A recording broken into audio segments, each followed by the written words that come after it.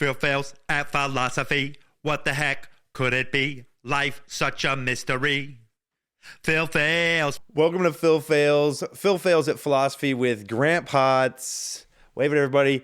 This is Philosophy Book Club. Yeah. And we're on the 8th question. Mm-hmm. What's the 8th question, Grant? The 8th question is I can't remember how they. It's like, should we solve climate change? Let me read it. Right. But it's like for future generations. It's about what is our obligations to future generations? Like, it's an interesting question. Like you can think about obligations to each other, but do you have an obligation to like people who fundamentally don't exist yet? Yeah. Right. Yes. Which is one of the problems that he brings up early on. How do they do it here? Searching for the title. You'd think it'd be at the front, the table of contents. I have read books before. Oh my God, editor's introduction. No, I think it's before the introduction. Is it? I think you just missed it. This is the best part of the podcast, by the way. Dun dun dun dun dun dun dun dun dun dun dun dun. Is it before? Yeah, here we go. What do we owe future generations? Compassion and future generations, a Buddhist contribution to an ethics of global interdependence. And this is Peter D. Hershock. Mm-hmm. The 8th question and final question. I know. 8th and final question. We're either going to have to stop. We'll pick another book. Or what do you pick mean another stop? book. Pick another book. Or we go through these. I think we could talk about this later. Like how do we continue? We could do that at the end. Okay. Yeah, this is Philosophy's Big Questions, comparing Buddhist and Western approaches, edited by Stephen M. Emanuel. And we're on the 8th question. Yeah. Man, I haven't read philosophy in a minute because we've slowed down the cadence of these. And I think before, when we were doing it maybe once every 2 weeks or more frequently, I got more accustomed to the thickness of these texts. Mm-hmm. What happens when I read these, what happened when I read this, is I feel the overwhelming feeling is anger. Yeah, it's anger. And then when I investigate that anger, because I know it's anger because I'm like, man, I'm trying to be all smart, right? Right. Why are they trying to just I laugh because I recognize this response. Oh, you have it too? No. Oh, you don't? But my students do. Yeah, of course they do. And so when I'm just like angry at like intellectualism and like, academic elitism, and I get all this stuff that really is just a crust over a sadness or a feeling of insecurity or an inadequacy at reading it. Mm-hmm. And I'm reading sentences over and over again, and I'm just like, I still don't know what that means. Some of that stuff I probably just haze over in my eyes and just like suffer through paragraphs where I don't ever understand what the heck they're talking about. Mm-hmm. And that happened with this chapter. Yeah, I'm not surprised. And I don't understand the winding road we got to whatever point is being made. Right. Yeah, I mean, as a philosopher, he's working in a way that I think, it's going to be alienating to an audience who doesn't kind of know the larger framework in which he's operating, because he's making nods to those frameworks. He's introducing those frameworks, but he's not necessarily doing the work to explain the frameworks to you in a systematic way. He also, and this is talking about it itself, like we can think about the essay as a work of philosophy and whether a work of philosophy needs to be an argument. And there's kind of an argument here, but it's not like some of the other essays. And I think part of what's interesting about this book is you do get this very different set of ways to go about doing philosophy in terms of writing an essay in this. That's what, like at the end, I like this book after going through it with you for a lot of different reasons. And one of the reasons I like it is it's actually a really good kind of snapshot of different, it's not exhaustive, right? It's not like everything's represented. Yeah. But different ways that academic philosophers engage in their work. Well, because we have 8 different authors, 8 different philosophers. And the editor, sometimes though, when you get a volume like this, they're all coming from the same style of writing, the same style of philosophy. They're from a particular school that has developed a certain, and this is traversing a lot of different kinds of ways of going. So some of them are very clear, like here's an argument, here's the 3 points. Traversing? Yeah, like traveling across. Traversing, yeah. Traverse. Yeah, it's like pillow. Yeah, this one traverses a bunch of different. Yeah, I agree. It angers me in 8 different ways. Yeah. So it is like I when I was reading, I read it. I read that opening section, and then I got to. Let's go through this. Yeah, I kind of have a. Well, I want to finish. Okay, my reading. Yeah, go ahead. Yeah. I read the opening section, and just kind of. I went through the sources of resistance. It's pretty straightforward. The structural considerations. Okay. And then when I got to the case for compassion. I just lost the plot, right? The first time I was reading it. Yeah. And I was rereading that and going back because he's making this sort of like very nuanced argument about how we decide to understand compassion with another philosopher, Martha Nussbaum. And he's kind of presenting your ideas, but not full. And I just I couldn't track it. So I put it down, right? And it was just like after probably the third time of rereading it, I just put it down. Yeah. And said, I need to take a break from this. You couldn't track it. Right. I couldn't track it either. So I came back the next day, and then the next day I kind of reviewed a little bit of the first thing, and then I had a lot easier time tracking what was going on here. Some of it's just exhaustion, right? The amount of exhaustion work you need to do going through. Right. I needed to start this a month ago. I read it maybe twice. Right. All the way through. And both times probably glazed over and really wasn't able to grasp each section, which is why I wanted to kind of go section by section and take the winding road that Peter D. Hershock takes us through. Yeah, I think that's basically what I did in the second read, that helped me kind of get my head around what he's doing. It's like what he's saying in a moment is not always clear to like what the larger arc of what he's trying to do here is, because it is a winding road. It's a winding road. Yeah. So, I think it'll give us different things we could talk about along the way. And so I'll start with, he begins with this it's different now than it was back then. That's like the opening thing is like, it's different now. And he gives a lot of examples of how it's different. He talks about how in the 1900s, there were 224 million people. Mm-hmm. How the heck did they know how many people there were in 1900s? There's a good census, but whatever. There's about 224 people, and now there's 3.5 billion. And my thought. Well, that's in 1900. There's 3.5. No, and increase from 224 million people in 1900 to the current total of 3.5 billion. Oh yeah. And I just thought. And that's the urban population. That's what he's talking about. Is like not the population of the world, but the population only the urban that lives in cities. But this isn't going to work. We can't keep increasing at this rate and not exhaust every resource on this planet. Well, that's his point, right? That's why he's saying that the situation is different, because he's saying like, I think part of what he's saying is like, look, this core question he asked, which is, I had it right in front of me. The way he phrases it: what duties do we have, if any, toward those who will live 50 to 100 years from now? Well, there can't be as many as it can't keep growing at this level. And that be a question that can be answered. I just don't think. I think more there's the question of like. Even it's the how we live. If there's that many people, I don't think it matters how we live. Right. It won't work. We just can't keep growing at that exponential rate. See, this is what he's saying, though. Like he's saying that's not true. Like he's saying our dilemma is coming from a situation where countries can't work together because they've got. We can recognize this problem that we have potentially an obligation to people 50 or 100 years from now. Yeah. Right. So that's the thing. And part of what he's saying is like in the past, that's been like, we've had that question. We've brought it up.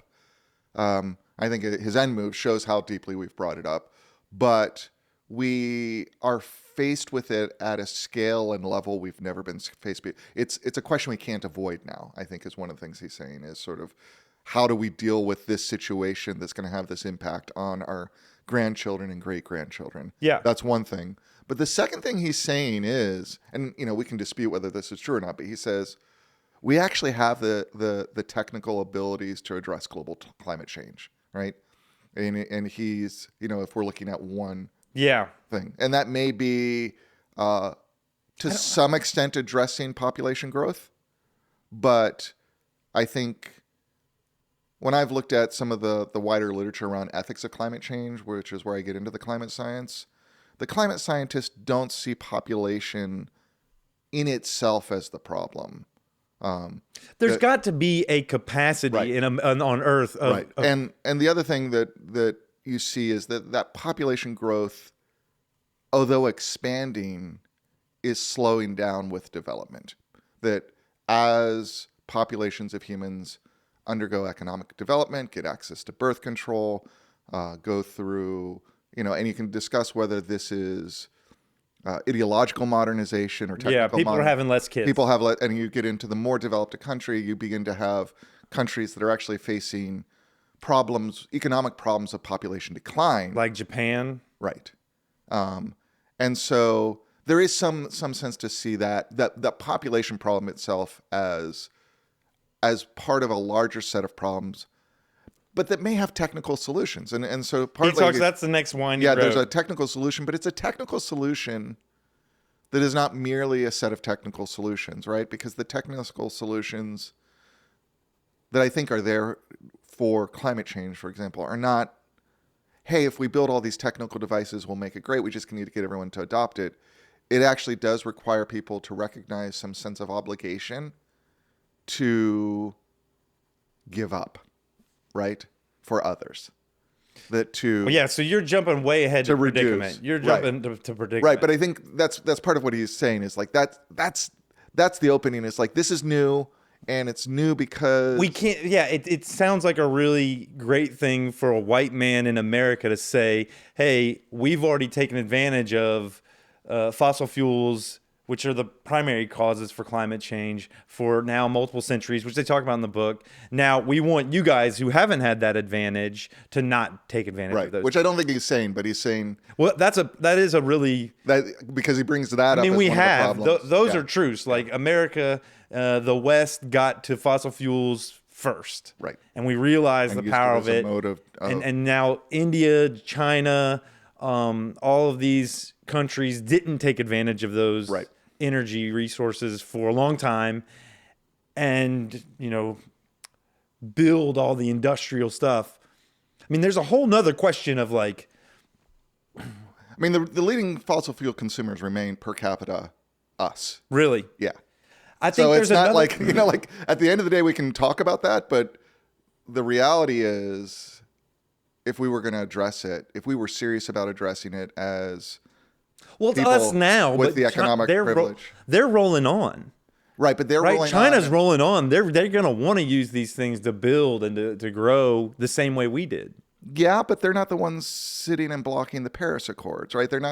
They're actually, those economies are interested in figuring out how can we industrialize in a sustainable way and globally than the United States is, because the United States is so invested in its own sovereignty to not be told to control its resources by others.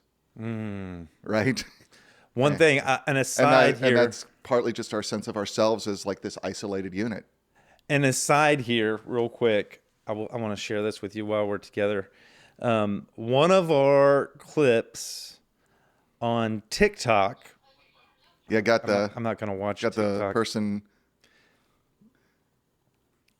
Got, let's see, where is it? 23,000 views. And it's the one where we're kind of arguing a little bit and getting kind of excited. Good. And so I think we need to argue and get exciting a little bit more. Well, Phil, you're wrong.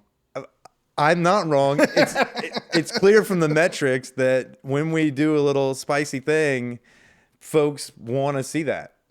Yeah, no. I just don't know how to do it. You just let it emerge organically. What you need to do is just capture it into little videos. Capture it in snippets. Well, that's what I do. Right. TikTok really liked this one, 23,000 people.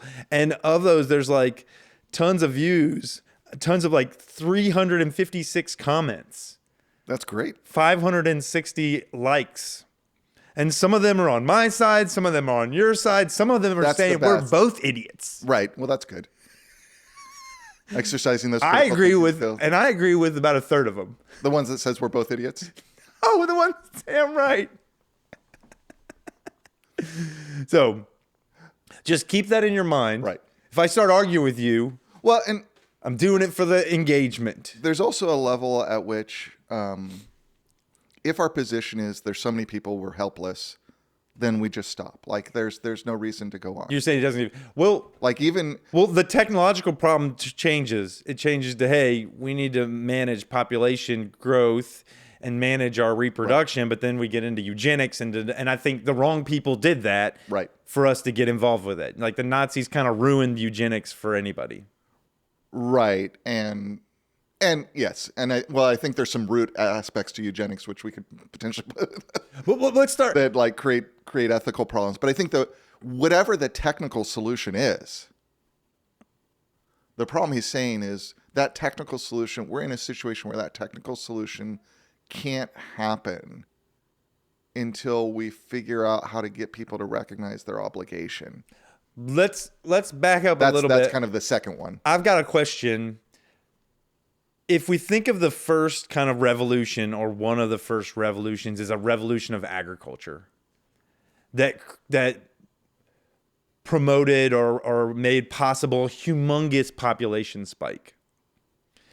I think I read this in that book, Guns, Germs, and Steel, where they talk about agriculture being, something that caused a huge population spike.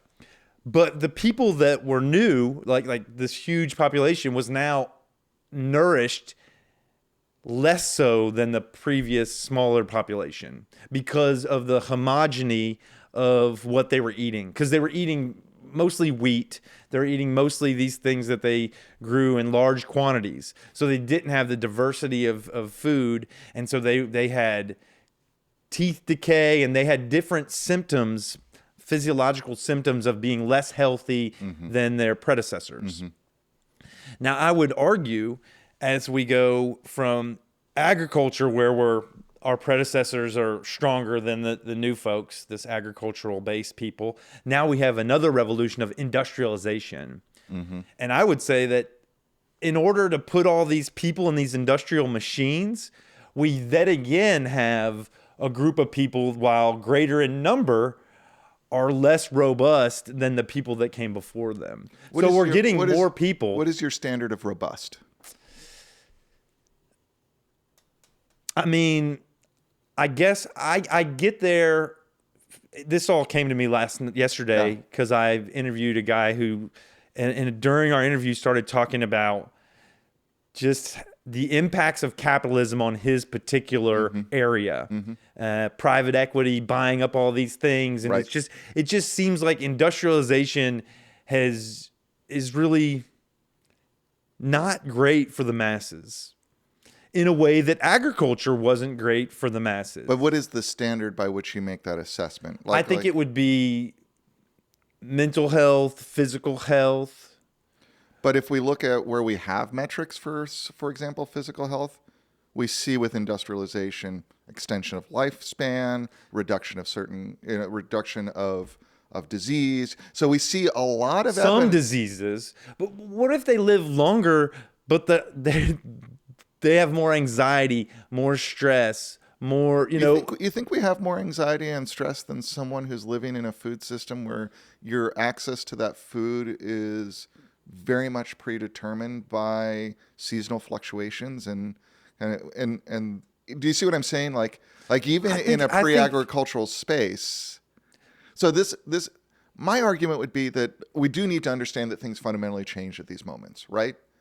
And I think they often change for the better in some ways and for the worse in other ways.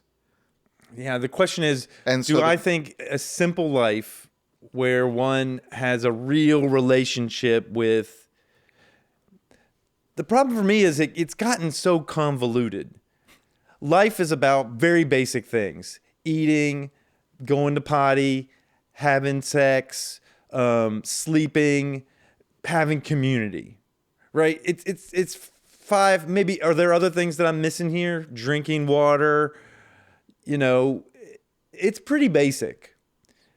And now, to do all of those things, you need a freaking calendar. You don't dig in the dirt. You don't pull any food out of the dirt. You don't hunt anything. You go to this computer to do social things. It seems like there's so many steps in between all of the basic things of life, and that's supposed to make our life simpler, but I don't think it does. Yeah, I mean, I think that there is merit to the idea that it's not making our life simpler. I do think we can easily, partly because we're not living it, overestimate how simple, how nice it was. Right? We can, and the reality is that and part of what you have to ask yourself is when agriculture happens, why does it take off? Right? Because it does provide a set People want to have babies. They want to have more right. people. We want to have more people. Yeah, but I think, but that's the point. Is like, what is it satisfying? It's taking the day-to-day struggle to access food in a pre-agricultural system, which, even though you spend less time doing it because you don't have as much time available to do it, you can limit the risk of death from starvation by migrating to agriculture. And that means you can have more people because you're limiting that death to starve, especially for the most vulnerable, babies and toddlers, right? Yeah. So those things are real, but that doesn't negate the notion that things fundamentally do shift in real ways. And I think that there's a level at which I resist kind of going back to an romanticizing.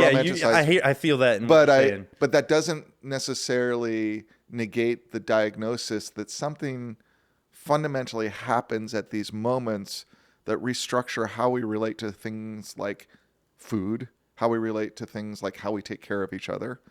And whatever those transformations this is with, if we accept a kind of evolutionary narrative, right? This is with a set of organisms, human beings, who, going back to your point about life is simple, who are, as an organism, oriented around food, reproduction, small, like community. It's simple stuff. 50 to 100 person community, right? And so the information, like, just think about the information management task you have for your social life today to have community. It's not just about finding the 50 to 100 people you can have that relationship, that community with, but managing, what is really a layer of like 300, 400 communities you might be involved with when you get down to it, each contributing a whole set of relationships. So you're more of a node in a network than a member of a group. So we're back to the book where they talk about transcending from a hierarchical structure where your values based on your distance from the top to a network structure where your value is how many nodes connect to you and the quality of those nodes. And I think that there is, and I think especially today, that transformation is real in our economic relationships, meaning our relationships by which we acquire the goods and services to live our lives, right? In a way that, it just wasn't even 50 years ago. If you think about how you get food. And you go back to someone in the 1970s, right?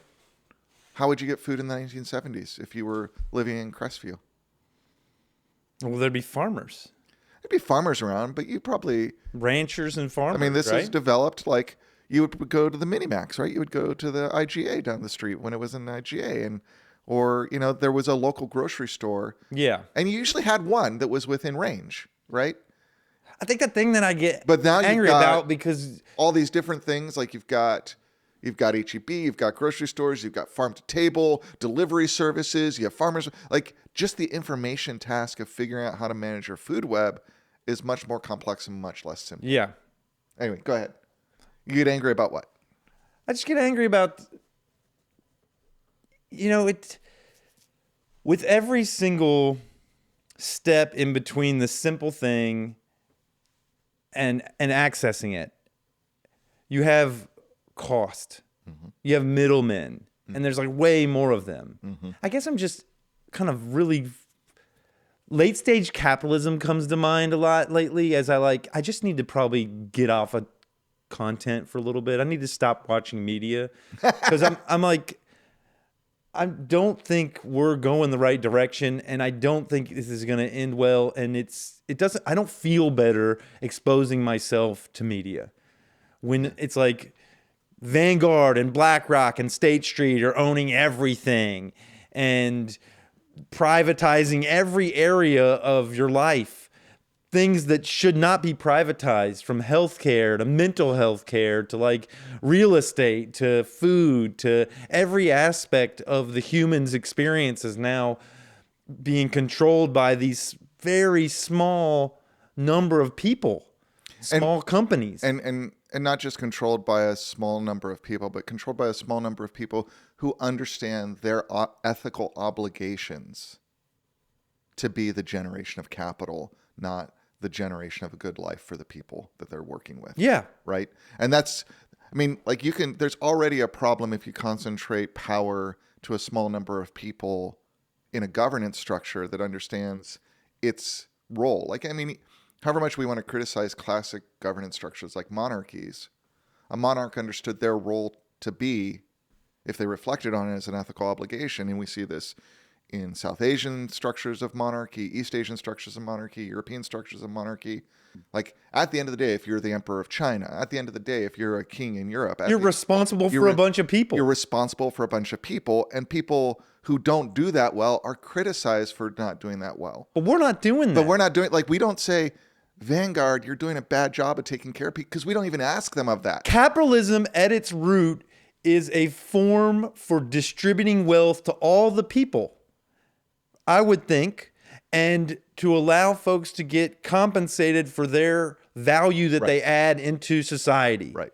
But if all of the money goes to these places, there's not money to distribute to all of the people because it's being consolidated. It's being hoarded. I don't understand. And it's just this downward spiral of then those people control the government because they've got the money to invest in politics. And then we just get more of it and more of it and more of it. And it just replicates itself. And I don't know what to do about it. I don't know how to turn that tide. Right. And America right now thinks Trump's going to do it. Right. Clearly they do. I mean, we have a majority of Americans. And you know what? I could be swayed that direction. I wasn't a fan of Kamala. Right. I would have voted for Kamala because I didn't want Trump. Right. But I didn't want Kamala. Right. Because it's the same. It didn't feel like a choice between someone who is trumpeting the worst of late stage capitalism and someone who will get us out of the problems of late stage capitalism. It felt like a choice between someone who seemed to be trumpeting the worst of late stage capitalism and someone who's trumpeting late stage capitalism with a few band-aids. Yeah. Right. Yeah. And I think that's actually part of what led to the election going the direction it is. If you look at why people are mad, voted the way they were, the Democrats built themselves on not being Trump, but people were just as dissatisfied. You can't build yourself on not being something else. Right. And Coke doesn't advertise itself as hey, drink Coke. We're not Pepsi. And I think people were like, well, these people are saying that they're not that guy, and that guy at least says he has some things, even if they sound like bullshit. So I'll try the bullshit first. Right. And so it was a strategic error. But I think at the end of the day, it's because we're caught up in this game of trying to, I'm also increasingly convinced that we're not at a stage where continuing to look for political solutions from the top are going to get us where we need to go, right? No politician is going to. Well, because they're controlled by the lobbies, and we've got everybody but us controlling what goes on up there. And at the end of the day, masses. They also belong to a class of people who, by the very nature of who they are, have as their primary interest the advancement of their political careers. And that has only become reinforced in the past decades. And they're unapologetic about it now. If I look at kind of the difference between politicians 50 years ago and politicians now, 50 years ago, they would pretend like they were trying to govern. They don't even pretend that anymore. They just pretend like they're going to be able to be the people in power, right?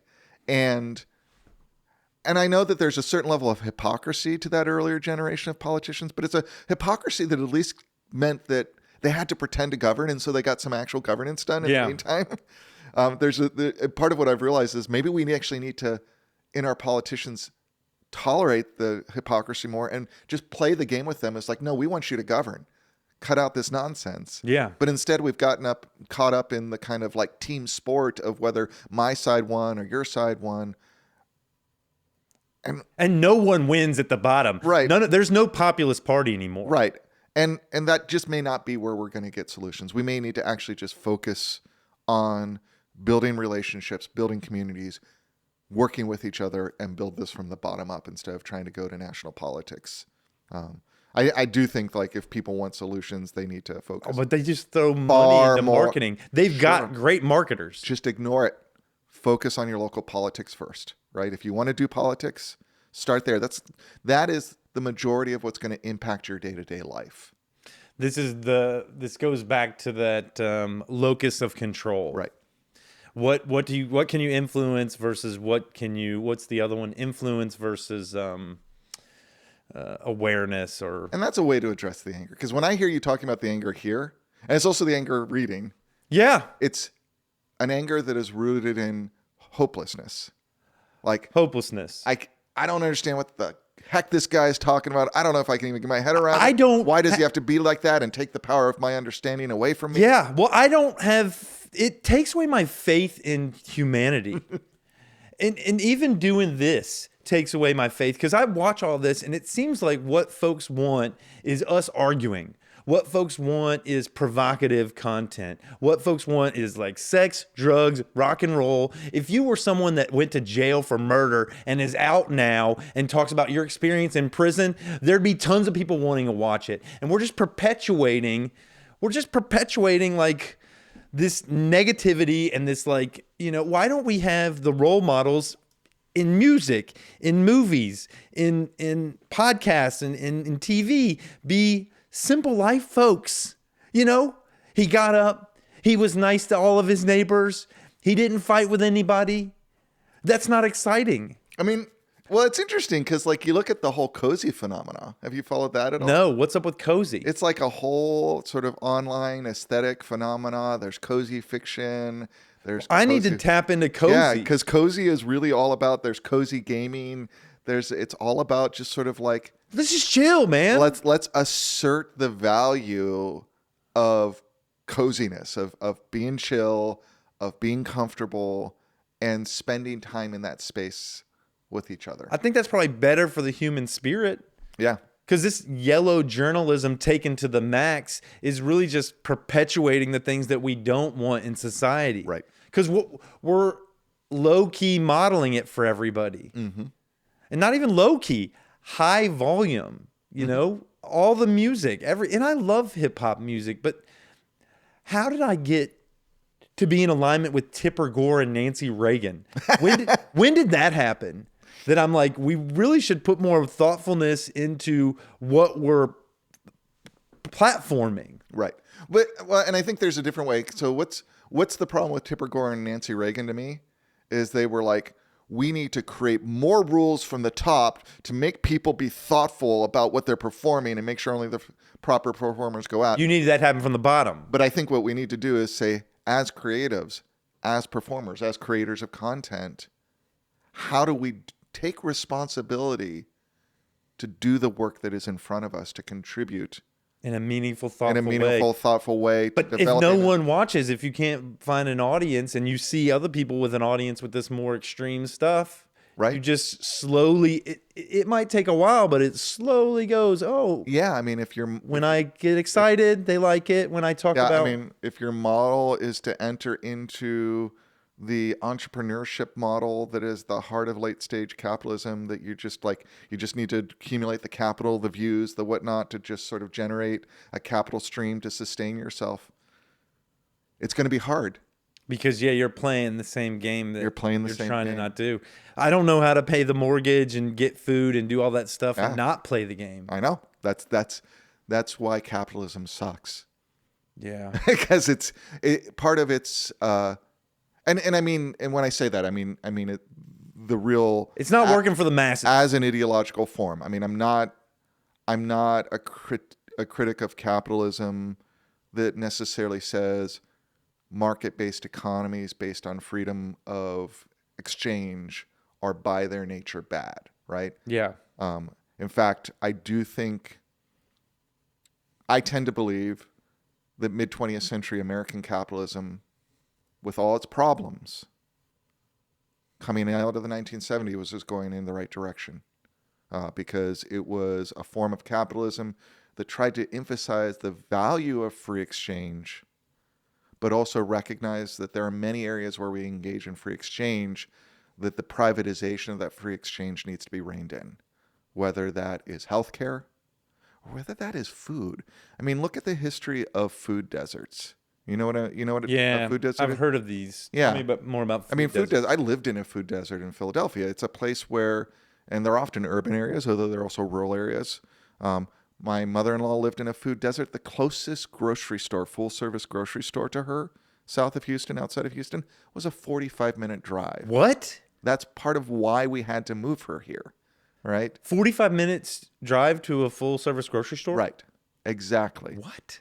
And, I'd be in Philadelphia. And she was in the city? No, she's in the rural area. That's what I'm saying. But in the city, it may not be quite as far a drive, but you're in an urban area with a lot of people, especially like in Philadelphia, don't have cars, and they don't necessarily have, I would have to go miles within a city once I got far enough out into West Philadelphia to get a full service grocery store. So why is this important? Why is food? So if you look at the history of food deserts, there's not a food desert problem in the 70s, right?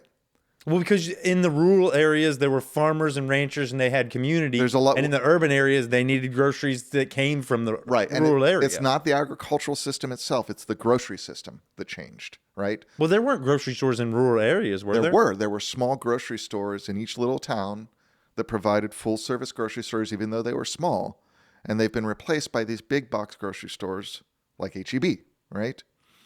So what happened in the 1980s? Well, Reagan deregulated the grocery industry. The grocery industry actually had a level of pricing regulation that was there to try to make sure that the food web remained accessible to people. And on an ideology of free market economics, he came in and said, well, this is nonsense. This isn't going to produce the best access to food because you don't have competition. And so deregulated it. And when he deregulated it, just like when banking was deregulated, what you see is then the consolidation and concentration of capital into increasingly larger entities who then dominate the market. And then they drive up the prices even worse because now they control it and they can harvest that for capital. So when it goes wrong, it goes wrong everywhere. Yeah. Capitalism works when it's maintained as a small scale entity, right? I think if I were designing the perfect system, and here we're just shooting our mouth off, right? A bit of a distance from where we were with the book. But I would say you'd want a system where there's a certain level of scale. You're just not allowed to operate at that scale, right? Scale can bring a lot of advantages, but some of those advantages bring so much vicious incentive. Well, it gets fragile because when a mistake happens, it's kind of like the romaine industry or whatever. When you have one provider or two providers giving the romaine to the whole country, if there's E. coli in romaine, it goes everywhere. Right. Whereas if we have a romaine person making romaine, sending romaine out in every state, if it goes wrong, it goes wrong in one state. Right. And if your approach to solving the problem of E. coli is to say, let's centralize this, let's control the whole romaine system, and so make sure it's we'll make always sure clean. that E. coli never happens. Well, you're not going to pull that off. You're not going to pull it off because mistakes happen, number one. And number two, when they centralize it, a lot of people lose jobs, and all of the money, all the margins, because someone's going to make a lot more money, right? They're going to optimize on the economies of scale and all of those things. That stuff doesn't filter down. This Reaganomics, this trickle-down economics, that's not a thing. They just say, oh, this is more money for our stockholders. This is more money for our CEO. This is more money. So it ends up being just like a cash grab. And then there's less people at the bottom making money in general. And then the money they make goes straight to the top. Mm-hmm. And then when something bad happens, it happens everywhere because you've got a system, like a small system that controls everything. Mm-hmm.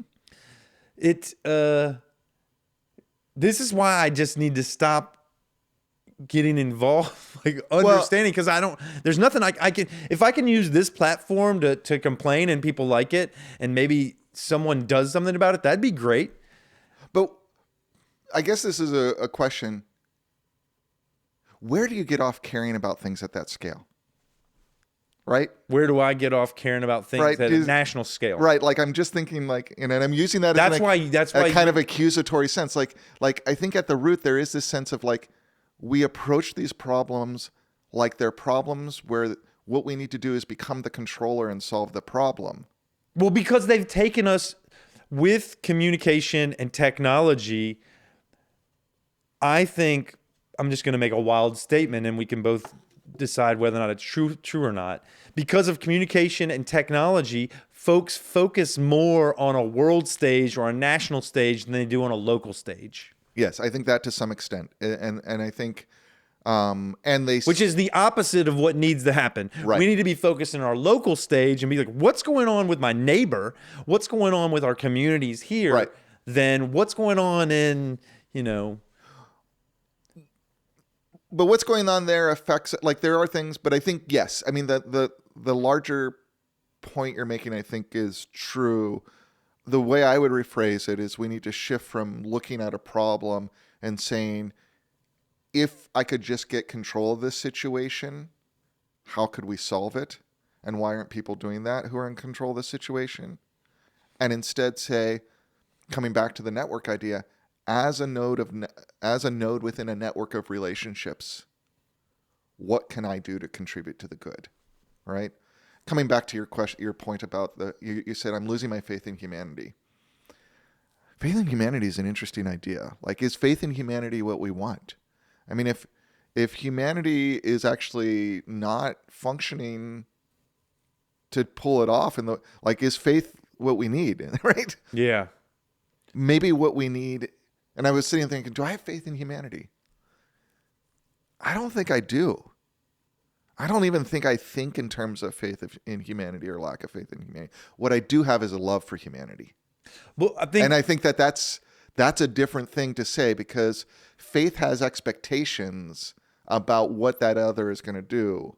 Love accepts and then tries to work with it. What is faith? Like, if I were to break that down, for me, faith is like, have we motivated in humans, in our class, if you will, our like 2024 humans, this model, all of them, have we motivated in them the right levels of compassion, empathy, greed, all of the, the basic structures of humanity to make this successful? And I would say no, that we haven't. At least the people in the top, they're probably not evil, but their motivations are just so skewed. Right. I mean, that's what when I'm talking about a political class. Again, it's not that this person or that person is a good or bad person. I mean, I think there is some level at which character can shape your ability to operate when you move into a certain political class,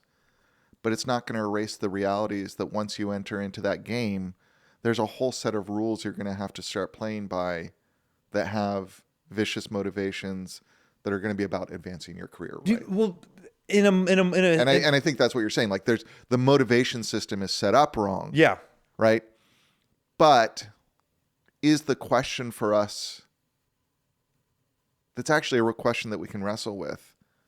How do we make the motivations right? Because again, like to make the motivation right means I'd have to like get in there and get on the top and restructure things to make it And right. then in your ascension to the top, you become them because as you move up, you're just like, I'm changing into. And a big part of the problem seems to be our need to gather and control, right? That motivation to gather and control more and more of the world for ourselves, to be at the top, seems to be what we've validated, what we've celebrated when we celebrate our paragons of industry. Yeah. Success. Yeah. Like we're celebrating, like that's a mode of exercising power. We all want everything. Right. On an island, we all want a boat. We all want everything.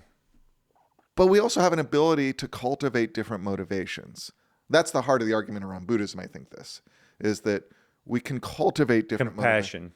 But ultimately, and I do think this is the argument of Buddhism from the beginning, and why Buddhism, like a big critique of Buddhism, when people look at it as a religion over time, is relatively apolitical, right? Yeah.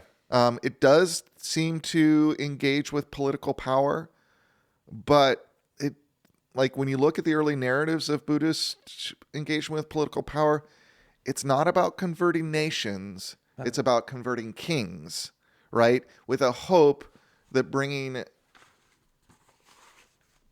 the set of motivations rooted around compassion and enlightenment to the kings will also then reshape the way they rule so that you have a just, more verdant, and we can debate whether that's true or not, right?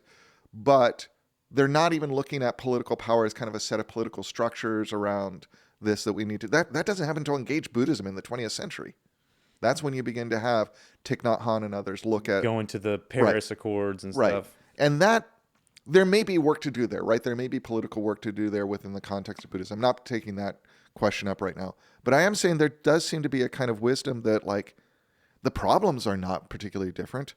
Their food, their livability, they're having an ability to have a good life in the face of human ignorance and suffering, right? There's the reality that people seem to embrace lives that seem counterproductive. Yeah. And even without that, we live in a world where we're going to die. We're going to get sick. We're going to die. We're going to get old, right? Yeah. Like old age, and so He just went through the Buddha's, Siddhartha's journey through the town. Right, exactly. He saw sick people. He saw old people. He saw... These are not different problems that we're just the way the technical aspects of what we're doing are still there. And so on one level, the solution seems to blow it up bigger. And that seems to be what he's saying by the end, right? When he looks at the bodhisattva ideal, right? Yeah. Is, and it's kind of interesting because he's basically saying, hey, there's this problem about thinking about people who are not here. And can Buddhism help us? And here's some problems. And then at the end, he's like, oh yeah, by the way, that bodhisattva ideal, think about it. It's already doing that. Like the very nature of a bodhisattva vow is I will give up enlightenment until I bring others to that, right? Yeah. And the way it's usually is through all sentient beings. And often, and I remember this from some of the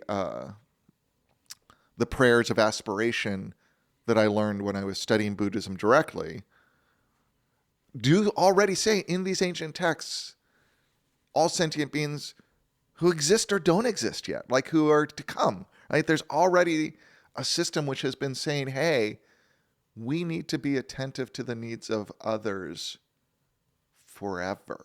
Well, there's the part of this where he's saying like, we are energy in a world where it's one. There is no time. Like we are intergenerational, right? beings. Right. Those like, relationships, and it's that across time recognition, and ultimately he's still rooted in what we've seen throughout this text, which is a lot of it comes back to no self, right? It comes emptiness. back to Anatman and emptiness and saying, like, look, you think you're a thing that is a thing in itself apart from other things. Yeah, he talks about that. And you're not. You're a node in a network of relationships.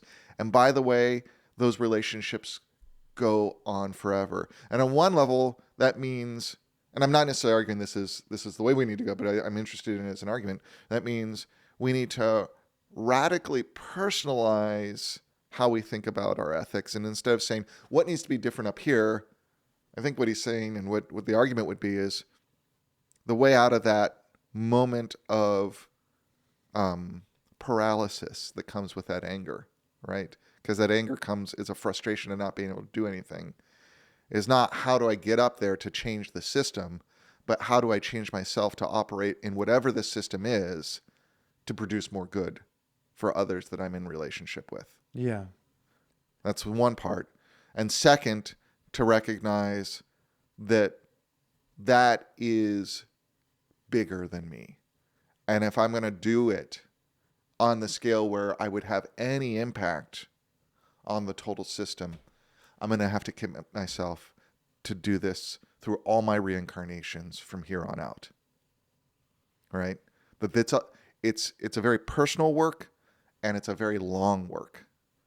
And I think what he's ultimately arguing is that by anchoring in compassion in those moments, that immediate recognition of the needs of another and suffering, and attending to that suffering, we begin to escape the helplessness of the scale of what we're confronting. Well, because you've got something, the mind has something to do. The mind has something to do. And then if you can find a way to kind of have a big... Now, the problem with the Bodhisattva vow is it relies on a metaphysics of reincarnation. Yeah. So, like, I don't necessarily have confidence that there's going to be a me around to do much more work after I'm dead. It won't be you. Right. Yeah. Right. It won't be a you. Yeah. Yeah, maybe something goes on or not. I don't even know that. I get to a different place with that. I mean, I think that to me, I find, one of the most compelling spiritual teachings I confronted in my youth that sticks with me forever, right? Since then, about the work we do as human beings. And I encountered it when I was studying Freemasonry and looking at the influence of Christian Hebraism, which is sort of Christians studying Jewish traditions and incorporating them into their own, usually Christian understanding of the world, right? This starts in the Renaissance. And it's a lot of like the influence of Jewish Kabbalah on Freemasonry and occultism and stuff like that comes from this early Christian Hebraism, was part of what I was interested in.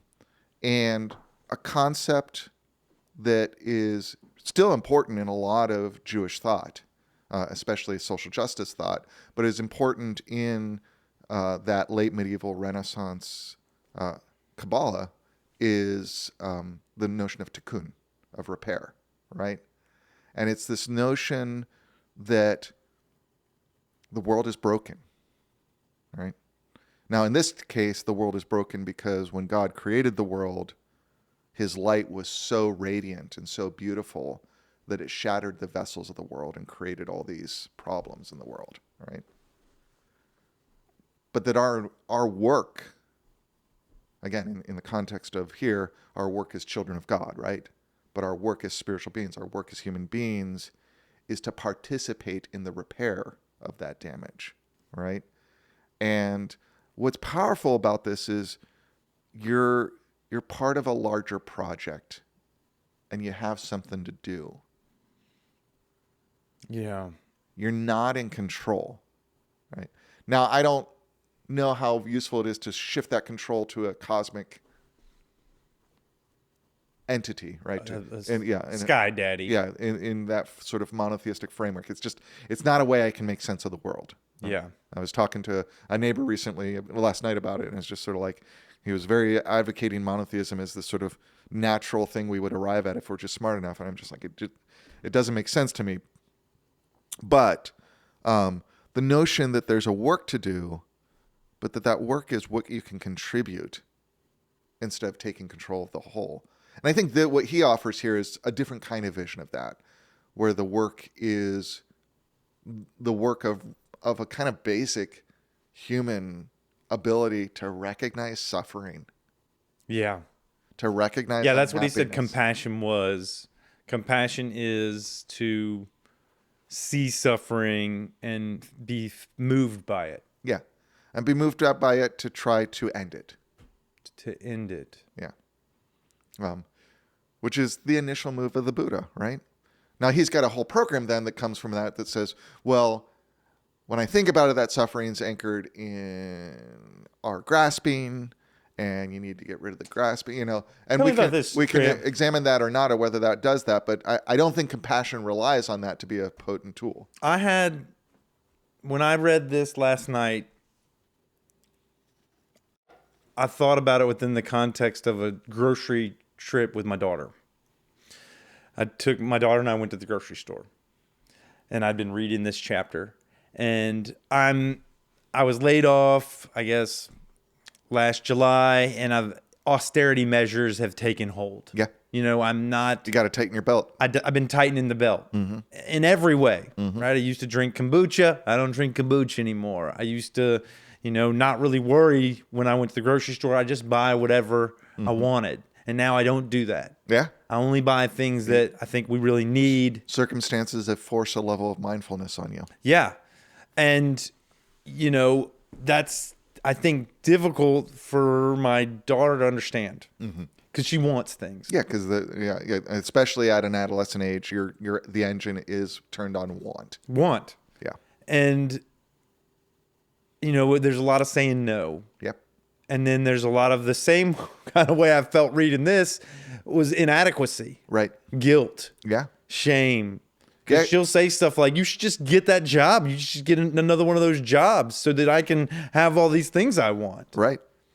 And then, she wanted something kind of simple. It was like these fancy markers or fancy pens that were different colors. And there was the expensive ones, the brand that were $12. And then there was the grocery store brand that was like $4. And I was like, I'll buy them. I'll buy these ones.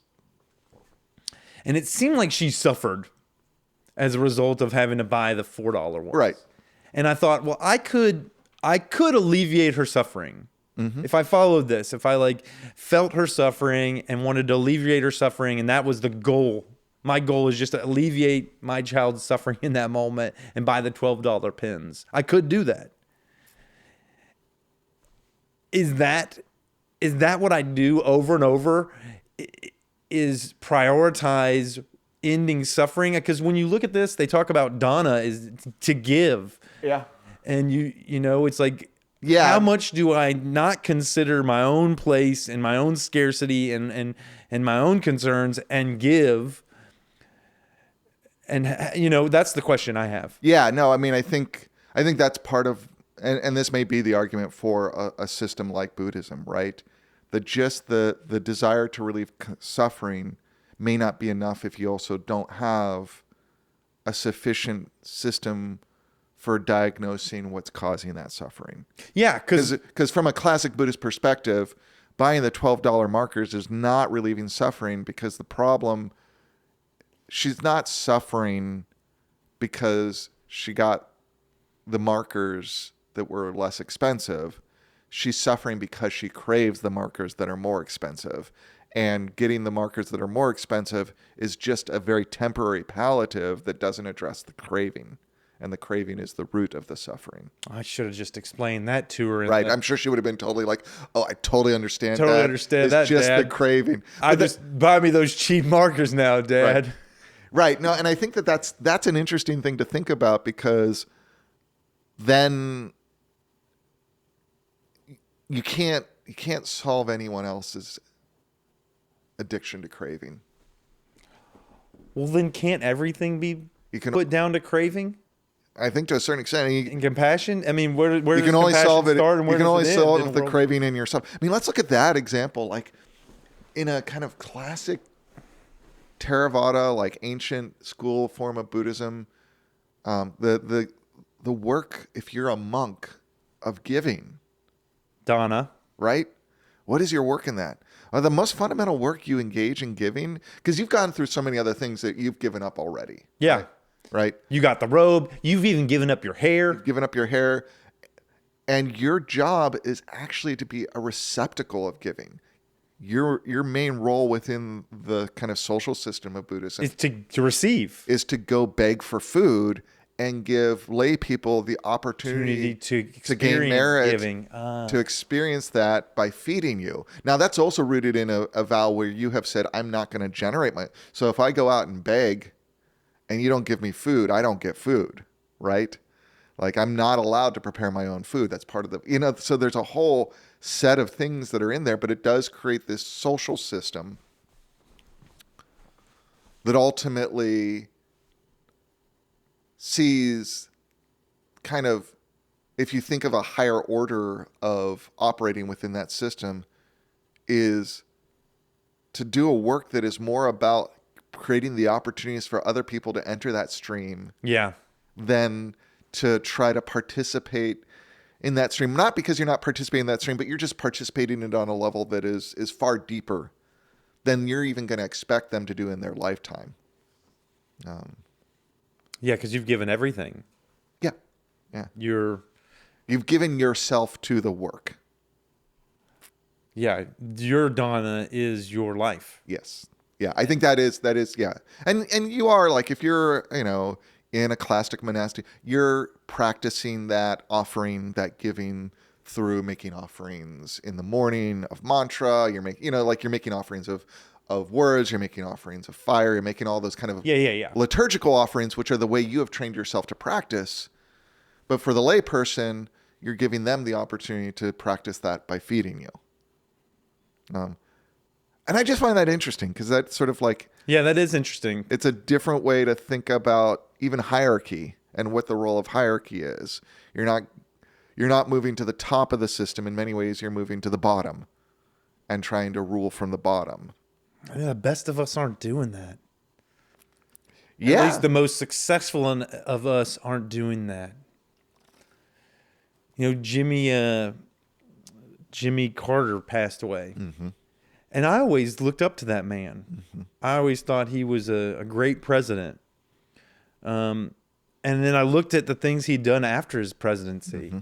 Mm-hmm. Building houses and speaking at a church. Like, you could go to this church where he continued to serve. Mm-hmm. And I thought, in my lifetime, it seems like Bill Clinton has been a bigger figure than Jimmy Carter. And Bill Clinton, it's really an act of marketing that I would consider him at all a good person. Yeah, he was a political tool. Yeah, and really someone that should have been wrapped up in Me Too in a big way. Right. You never get the impression with the Clintons that they had a vision of a good life that was driving them. You get the impression, maybe they did somewhere back there at the beginning, but you get the impression that they were excited to go with this particular vision of the good life because through their political career, that's how they had made themselves politically relevant and developed a career. Like, I think sure. Jimmy Carter was a career politician like everyone else. He was, right? But it seemed like... But there's a level at which he does seem, and maybe we're romanticizing the past. I just put that there. But it does seem like he may have been the last president we had that seemed to be operating with an understanding that his job was to make the world better for Americans. It goes back to what we were talking about earlier. Right. The leaders that believed, whether they were in a monarchy or whatever, that ruled over a land, that they believed their job was to make the people's lives better. Right. Those should have been the successful ones. Yeah.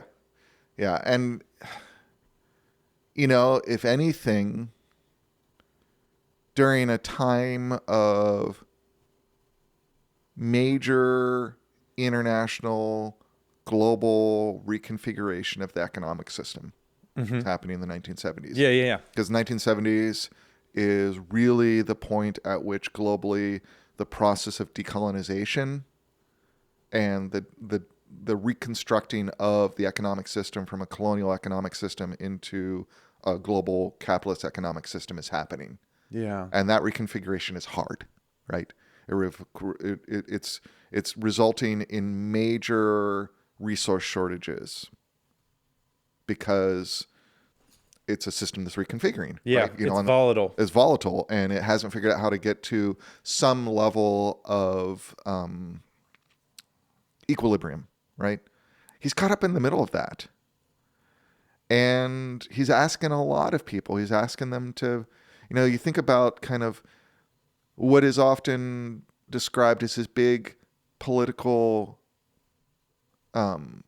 mistake was the Malays speech. Do you know this? Mm-mm. Where he basically, he gives this speech where he comes to Americans and says like we're facing a lot of problems, and part of the problem is that like we've become addicted to stuff.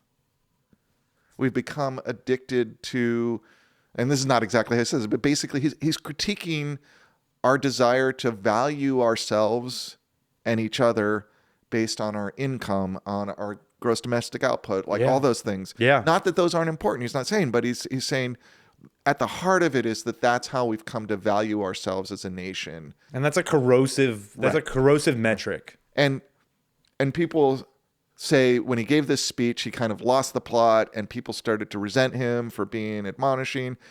What's interesting is like I was listening to a kind of review of this speech by a scholar who just wrote a book on this, is that if you go back, the White House received this overwhelming amount of mail at that time in the archive of people saying, I'm so glad you're finally, like actually, even though the political spin was that this was really upsetting people and alienating people, at least immediately, a lot of people seem to respond by like, thank you for I think a lot of people know being a leader, right? I think a lot of people know that the way that we're going or have gone for a long time, worshiping, false idols, whatever, I don't know what it is in a religious term, where we're worshiping brands, we're worshiping products over people, we're have our minds in these devices, we're eating garbage. Like, I think people know that this isn't the way to go. Right. A majority of folks, it's just, but it's the tools that are used to change our behavior and to ingrain habits are so strong that they win over this distant, faint voice of this isn't good, this isn't working, you shouldn't do this, you shouldn't be on your phone right before bed, you shouldn't pick it up right in the morning. Right. But we can't help it because they've gotten to the mammalian part of our brain by using all the best I'm just spitting. Well, and they've said it's easy, right? It's easy. You don't have to worry about that. We'll take care of that. Like you can have everything, and that's what Reagan did. He came along and said, no, we don't have to cut back on anything. We just need to deregulate. Reagan was a GE, General Electric. Yeah. He was a businessman, right? And he sold the American people that like, no, we don't need to consume less. We need to consume more. We just need to ramp up this system, get the capital moving, and we've had 50 years of that, and look where we are. Look where we are. Right? Where are we? Because our political leaders were not willing to be honest with us anymore about some of the sacrifices we would actually have to make this work. And I don't think our political leaders are our political leaders. Right. These aren't our when you think about what a politician does, they're not political leaders, they're political followers. Well, they're followers of whoever's paying them. And now we've got with that big Supreme Court case where corporations can give huge amounts of money. So now who are they going to be beholden to? They're going to be beholden to business. And what is business? BlackRock, State Street, and Vanguard. Right. Yeah. Because I think what's important is to recognize that because we operate through a mode of industrialization that is caught up with capital at such a high level, we're not talking about business in terms of firms that produce goods and services being the dominant businesses that take control of the system. It's the capital-based businesses. It's exactly what you're saying.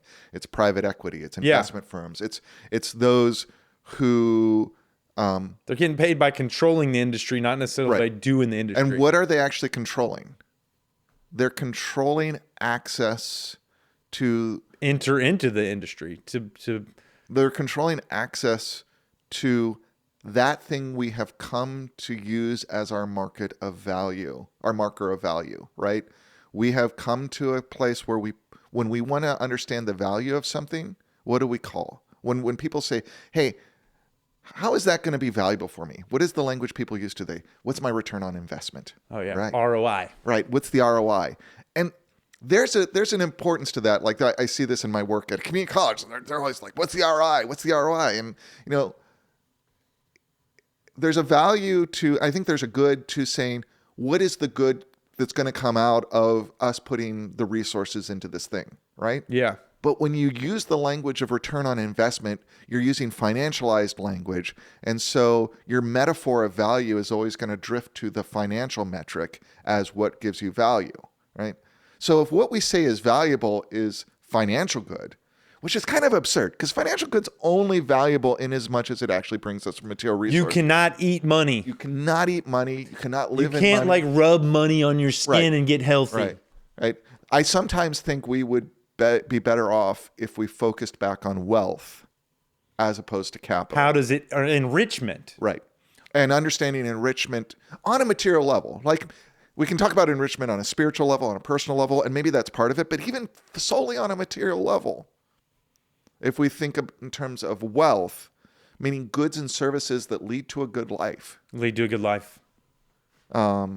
Yeah, I think that's, and resources, good services and resources that lead to a good life. And how do we create a system? How do we participate in a system that generates wealth? Right? Again, not financial wealth necessarily. Yeah. Financial wealth needs to be understood as a means to an end. But we've constructed a system with middle players who, by the way we've constructed this system, operationalize the accumulation of financial wealth as the good, right? And that's, yeah. I want to talk about something that's topical. Good. And I think we've got like 5 minutes and. Dang, we do. We've talked a little bit about the book. This United Healthcare CEO that got unalived, and the world seems to be like cool with it. And I mean, I'm kind of cool with it. Mm-hmm. And the way that I get there is you got these insurance companies that are allowing people to come to a place of unaliveness. I feel like I'm doing verbal gymnastics you can't say certain words, but I don't think that's true anymore. They've gotten rid of the fact checkers and everything. You can say whatever you want. It's community notes now.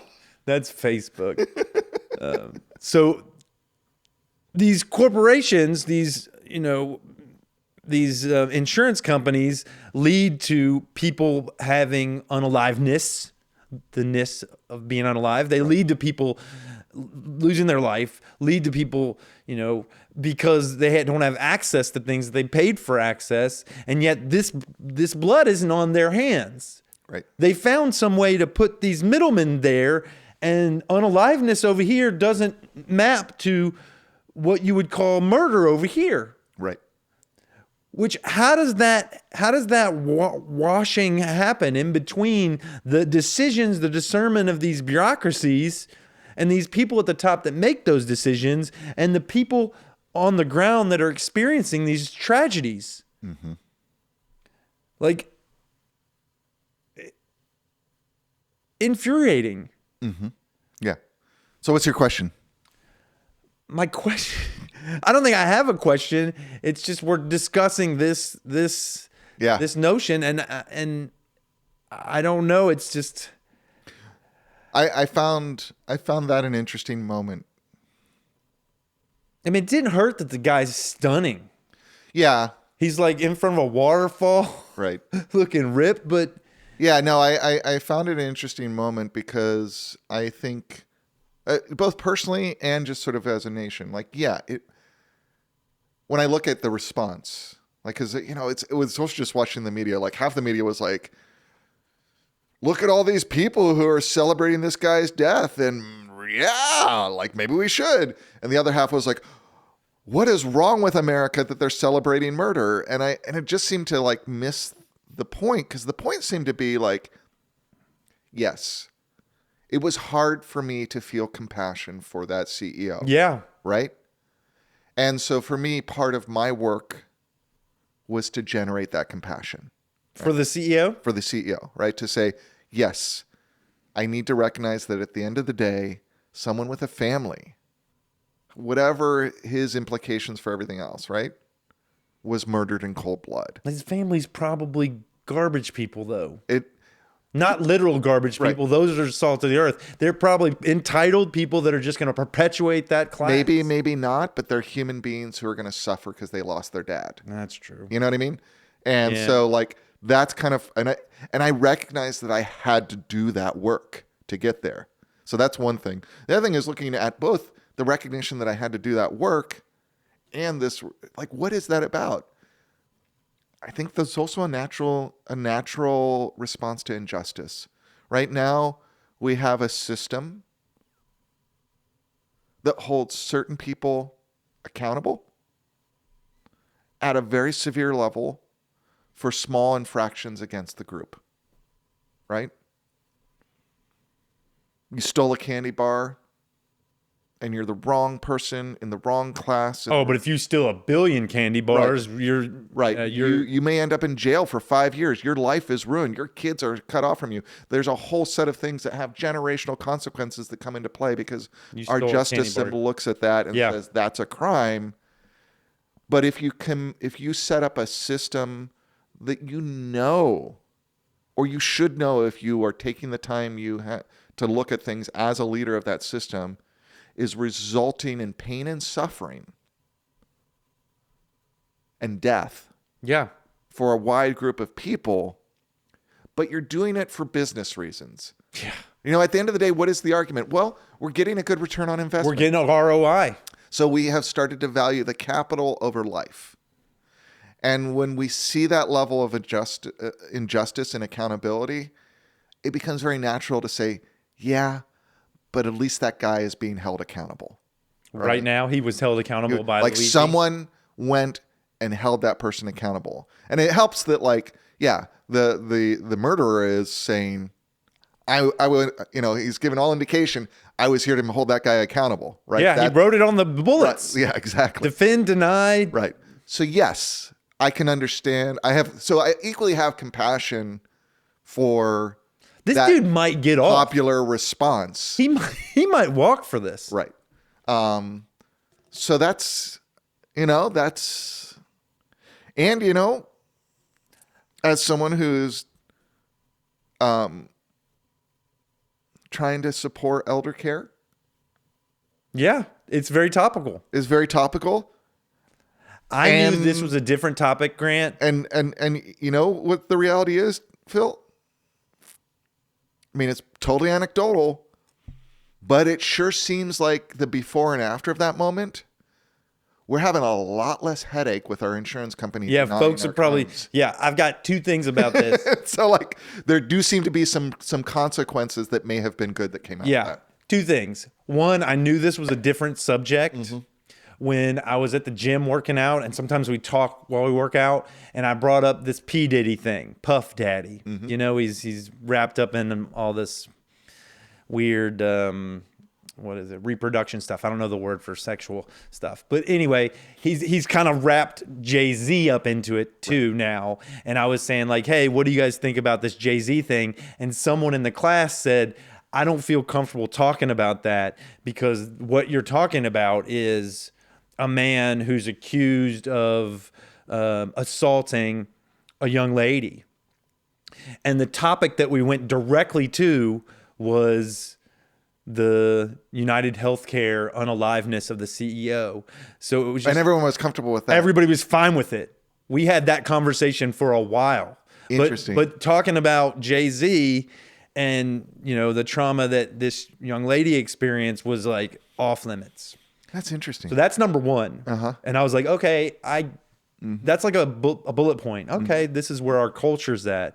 Another one was, and this is kind of maybe a comedy bit that I'm working on. I think you notice how we've got all these school shootings, and they really aren't helpful at all. And people don't like them. They're horrible. We just need these kids that get angry to go to a different location.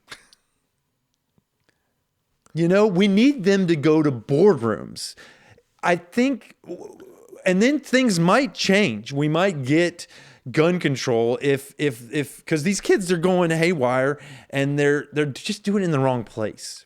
Because we could get a lot of value from this horrible thing that's happening if they just did it in the boardroom. If the violence was targeted. Yeah. At people that might have there might be a positive consequence to it. Yeah. It's just a shame because those CEOs aren't blatantly bullying them or whatever experience they're having in these schools or at home that are creating the dysfunction. But we need to somehow legally give them a way to take their anger somewhere where it'd be useful. Well, I mean, what you're really saying is you're recognizing that the kind of undifferentiated anger that bubbles up through a broken system is a kind of mischanneled response to that system, right? Yeah. And it hurts a lot of people and, that are more innocent. And I get the dark humor of like, maybe we just need to target this at the violence of the, I mean, I think obviously the solution is to reduce the violence, right? Yeah, we need to reduce the violence. Because, even high-level targeted violence tends to, like... So you don't think what happens at the end of this late-stage capitalism is some kind of violent revolution? I think that is a big danger of what happens. Because America's probably... the military now is... I don't think anybody... The Second Amendment is going to get you there. The thing is, like, when I study the history of revolutions, the progress that are made around revolutions, violent revolutions, is in spite of the violence, not because of the violence. Really? Yeah, I do think the violence tends to create so many problems. But look, if violent revolutions helped, we'd be in a better place than we are right now. We've had a lot of violent revolutions in the last 200 to 300 years. Yeah. Right? Like the sort of sense that like the end of late stage capitalism is violent revolution is like, no, violent revolution has been going strong since the 1800s. So how do we have a non-violent revolution? Right. I mean, I think we do see moments of real progress around non-violent revolution. Right? I think the development of the Indian state came about because of that. I think the civil rights movement came around. So but it's hard and it's work. Okay, in the last 5 minutes, what do we owe future generations? Compassion in future generations, a Buddhist contribution to an ethics of global interdependence. What do you think we owe them? All right, so here's the thing. I don't think he even asked that. Like, that's the title of the question, but he never asks, what do we owe? He says, how do we get an ethic that helps us recognize that we owe something to future generations? Well, in the beginning, he doesn't even say that. In the beginning, he says, hey, man, just let people continue to develop, and the problems that we experience now won't even be problems then. Well, he says we don't know that that's the case, right? Like part of it. Well, he says we don't know them. They can't help us decide anything, and they don't exist. They don't exist. They don't have agency and determinacy right now. And we can't have a and there's no symmetry because they can't communicate to us. We can't have a relationship of reciprocity. So we don't even know if this is going to be a problem in the future. So why worry about it? Right. There's a level at that. And then at the end, he basically says, compassion will help us recognize that relationship. But he never says, what do we owe them? Like he never is addressing what we owe them, right? He just is like, how do we get to a way that we understand that we owe them something? I mean, it doesn't seem like right now we're leaving folks a better world than we were presented with. That seemed across the board, whether you look at coral reefs, whether you look at the ocean, whether you look at the sky, whether you look at the land, it doesn't seem like we're leaving people a better land than we received. We're not going to Star Trek. Yeah. We're not. That's not the direction we're going. So what I don't know. I think we do owe them something, but I don't think we're going to get there. I don't think we're going to do anything as a mass of people. Yeah, and I think what he ultimately, if there is an answer to that, it's that we owe them our compassion. For the crap world we're going to give them? And we Because they're going to suffer. Yeah, we recognize that, and then we act accordingly, right? We recognize the consequences of our actions, and we act accordingly. Not to solve the problem, and that's where that problem predicament thing, I think, is. I don't think he articulates that as well as he could.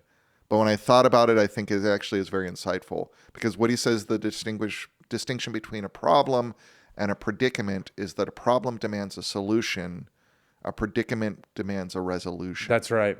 And what does he mean by that? And I think that's part of the problem. It's like solution, like what does that mean? I think what he means is we need to figure out what we need to resolve ourselves to do within this situation to make things better, not to solve the problem. Because you can't solve a problem. Because a predicament is a situation where there's competing ideas around the outcomes, Right. and the good. Right. And we're not going to get to where we can't all align on that. Right. So we have a predicament, which is what climate change is. Right. So we get there by finding something we can agree on. Right. Right. Well, and understand the agreement to be through these networks of relationship, not through a system that defines it for everyone. That's the important of that. Remember that diversity and equity section that he has right toward the end, where he says we need to lean into these two values. And it was interesting, especially in this anti-DEI where he talked about kind separation and right. And basically he says we need to lean into kind of doing what we can in our relationships to make them equitable, right? Yeah, I remember that. And then the second part of that is diversity, which is actually about, in what the way he's articulating, recognizing that we have different goods, we have different outcomes, we're all seeking different things, and that's okay. And we may need to operate in a system where we're not all lining up and going in the same direction, but we're attending to our relationships as best they can. Understanding the way we attend to that is going to look very different. The way you attend to your relationship with your daughter is going to be very different than your relationship with me and your relationship with the mayor of Austin. But the value of your value within a social network is going to be the strength of all of those those relationships, and how you can use those relationships to produce more good in the world. More good in the world. Yeah. Speaking of producing more good in the world, what do you think we do after we're done with this? We're done with these 8 questions. What do you want to do next? Well, we could go read another philosophy book. We could read a different kind of book. Yeah. I was looking at my shelf. It's a thick book. It's a really thick book. But I like to choose books by their thickness. Right. But it's not a philosophy book per se. The same way I like to choose my queso. And I think it gets at a lot because you often come back to these origin stories. Like, what were the migration to agriculture? What's the book? The book is called The Dawn of Everything. Okay. What if the next time you brought over some books and we just film looking at them and stuff? We would film looking at the book and talk about the book and think about and choose our next book? No. We each bring 5 books. I got to come up with books? You got to come up with 5 books. And I come up with 5 books. How am I going to find philosophy books? You're going to get all right. You're going to get philosophy for dummies, Grant. All right, I'm looking at your shelf. I see Mindsight, Dare to Lead, Blink, Brene Brown. Brene Brown. You want some Malcolm Gladwell in here? All of those are books we can have good philosophical conversations around. They're books about ideas, and that's all you need for good philosophy. They may not be making academic philosophical arguments. It'd be better to read for me. I'd be less angry as I'm reading through the text. Bring it, and we'll see you. So we each bring 5 books, and we together just talk through them and decide what we're going to do. Yeah. And maybe have some arguments so that we satiate the masses' desire for conflict. We just need to stage the arguments. Stage them? Stage them. What do you want to argue about? Let's stage one right now. What should we argue about? I don't know. Do you have anything? What, you can't even come up with an argument, Grant? No. That's right, because you're too chill. I am far too chill. You're way too chill, and you know what? Your chillness is harshing my extreme, It is. and that's not okay with me. Yeah, I know. It's actually my strategy to defeat you. I'll never be defeated.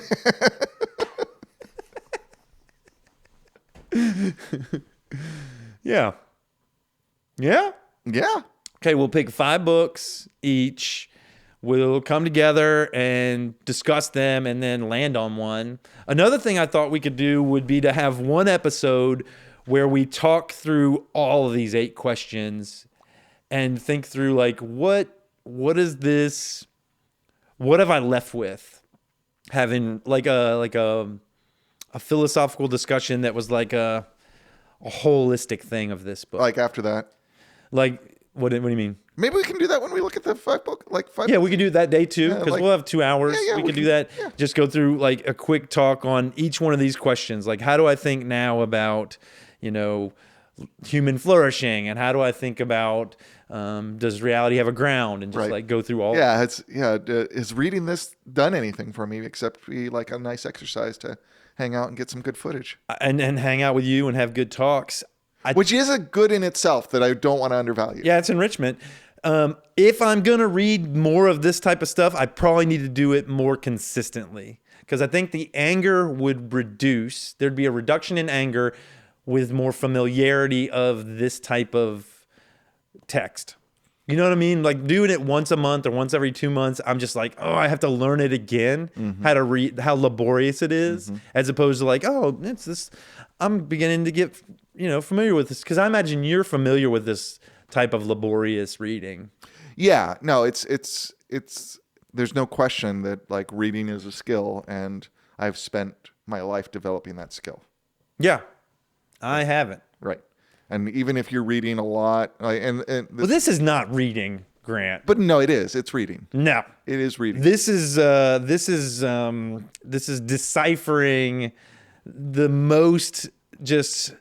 I could find a sentence in here. Which is what reading is. Rereading is decoding. But they're doing their best to make it the hardest to read something.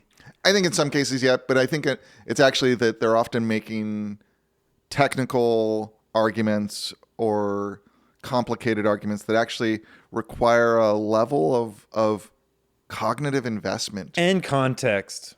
Like you kind of need to be in the context of the author and his world of like the people that he's read and kind of knowing the people. Absolutely. No, I'm just going to pick a sentence at random. Right. And hope that it is go for it. Particularly challenging. Buddhist recognition and affirmation of the interdependence and karmically qualified interpenetration of all things ultimately involves recognizing and affirming the mutual non-obstruction of self and society, or more accurately stated, the mutual non-obstruction of the personal and the public as distinctive dimensions of human relationality. Yeah. The challenge there is, he says, or more accurately stated, and I still, you got that. You got that whole thing? I know. I would actually have to go back and reread it and decipher it some. Buddhist recognition and effort.